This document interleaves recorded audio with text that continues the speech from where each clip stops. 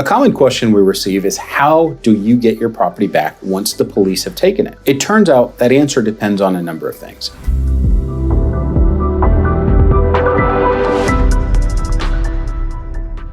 First, we have to look at what property was taken and how it was taken. During, for example, a drug bust, an officer might collect drugs, money, and perhaps even some personal property. The person's belongings may also be taken into the possession of the police department when that person's taken to jail. So that might be their wallet, their cell phone, perhaps some jewelry that they're wearing. Ultimately, how that property gets back to the person depends on the nature of how the police took it into custody. Let's start with your personal belongings. So if I'm taken into custody, I have a wallet in my pocket, I have a watch on my wrist. That's going to be part of my personal property. It will be taken into the jail's property and it will be kept there until my release. I should receive my personal property back upon release. Doesn't always happen. So that's the first thing you need to tell your attorney is if your personal property was taken but not returned. That could be, hey, some items are missing, some cash is missing, or I just didn't get one or two of my items back. That's personal property. The next category is something that would be considered evidence. At the beginning of your case, it's often unclear as to whether or not something is evidence, but in my example, you can assume that drugs and money were initially collected as evidence. Something that is considered evidence or potentially evidence cannot be released back to the person who's accused while the case is pending.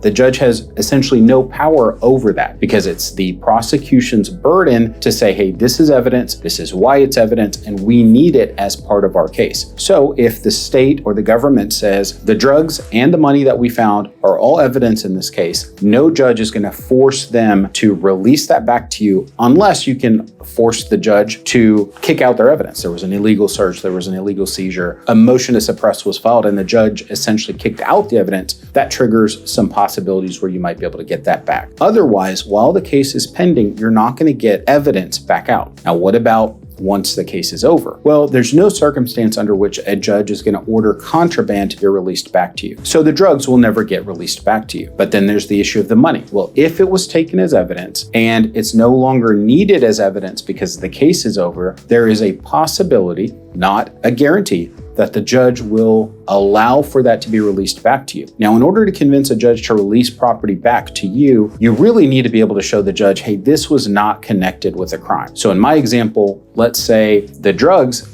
ended up being prescription drugs. And the judge said, you know what, that's not a criminal offense. I understand why the police arrested you, but this case is getting dismissed. Well, then you might have an opportunity to ask the judge to get that back. We would file what's called a motion to release or dispose of property or evidence. And then potentially the judge could release that property back to you. Another example would be a gun that is taken in relation to a criminal offense. A typical example would be if you are arrested for driving while intoxicated. They will also charge you with unlawful carry of a weapon because you can't have a gun in your car or on your person when you're committing another offense other than a traffic violation. So driving while intoxicated with a gun in your car results in a DWI and an unlawful carry charge. Once your DWI case has been resolved, let's say through a plea to probation, whatever happens with the unlawful carry of a weapon charge, whether it's probation, a dismissal, deferred, credit for time served, that case is also expected to be resolved and the state no longer needs the gun in that case. You can file a motion through your attorney to have that evidence released back to you. And in that kind of a circumstance where the underlying offense isn't really related to the gun, right? You didn't stick someone up using the gun, it just happened to be in your car, there's a chance that the right judge would release that property back to you. And we've been successful on many occasions in getting guns back to our clients, especially when we're talking about offenses that really didn't have anything to do with a weapon. The third category of items that can be in possession of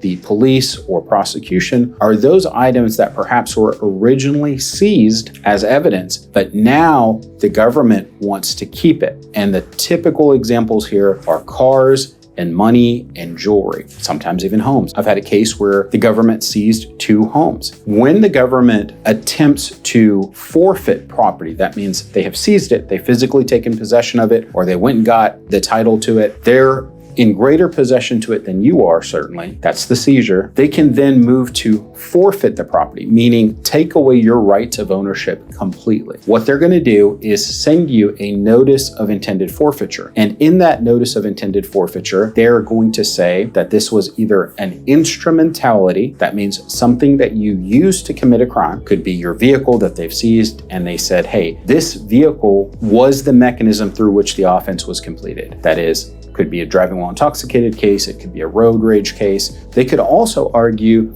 that this is the direct or indirect proceeds from criminal activity. So if they're taking your house or houses, or if they're taking your boat, they're saying, hey, this was purchased with illicit funds, with criminal funds, and therefore we're going to try to keep it. If you receive a notice of intended forfeiture, it is very important that you contact your attorney immediately, because there are very strict guidelines on responding. If you don't respond timely, then the government or the state essentially gets a default judgment and they get it no questions asked. So that third category of property is an important one to watch out for. How would you know whether or not something is evidence or whether or not it's subject to forfeiture? It is by getting a notice, typically in the mail, or it can be served at your door. It'll often come through something like certified mail, or you'll have a deputy drop it off at your front door. Once you get that notice, you know, hey, the government is trying to keep what they have seized. So those are the three categories of property: personal property, things that are evidence, and things that the government is trying to keep. And each one of those requires a different response, and there are different odds in getting that property back. Going back to that second category of things that are evidence, if I were to ask a judge for a gun back in a murder case, the judge is absolutely going to say no. So it's very dependent on the circumstances of the underlying allegations. It's going to depend on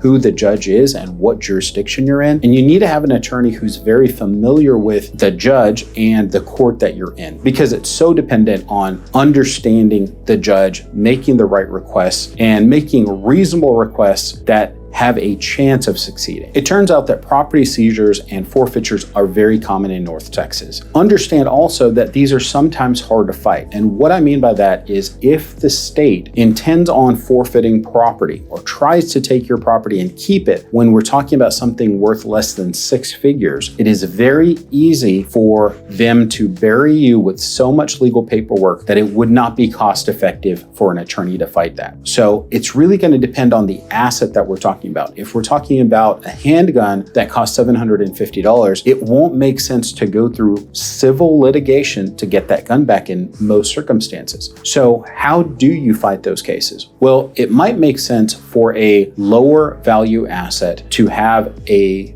limited scope of representation. In other words, the attorney can try to negotiate on your behalf for a much lower fee and say, look, it doesn't make sense to go through with civil litigation. You're not going to go to a civil trial, in most cases, over a handgun, unless it has sentimental value or some other reason that you would go into a very expensive fight over that. Now, when we get into the territory where it's 6 figures or more, it makes a lot more sense to fight those cases through the litigation process. So our response is going to be a function of how the property was seized, how we're trying to get it back, and ultimately for that third category of forfeitures, whether or not it makes sense to go full court press and go through with the possibility of civil litigation, or if what we're trying to do is negotiate back some of your property. And I'll be transparent about this. Sometimes it means getting your own property back at less than it's valued for. So for example, if the state takes a car worth $35,000, your negotiations might result in you buying your own car back at $10,000 instead of being out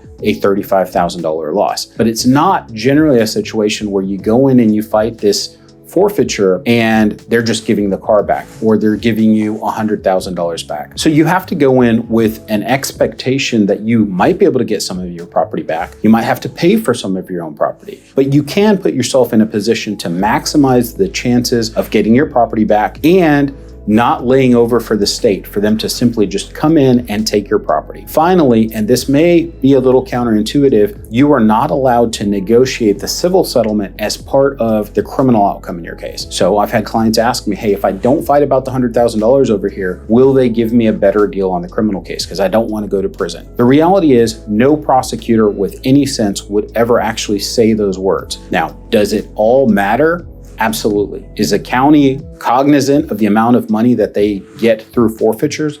Certainly. But there's a way to have those conversations and focus on what's most important to you. Sometimes, and in an ideal world, we're getting the best of all the outcomes. We're avoiding a felony conviction, we're keeping you out of custody, and we're getting your assets back, whether that's at a reduced cost or at a reduced value back to us. If you've been charged in North Texas and the police have taken your property, get in touch with us. Our number is 817-203-2220. We've been in this situation many times and we've recovered millions of dollars, both in assets and in cash, back to our clients.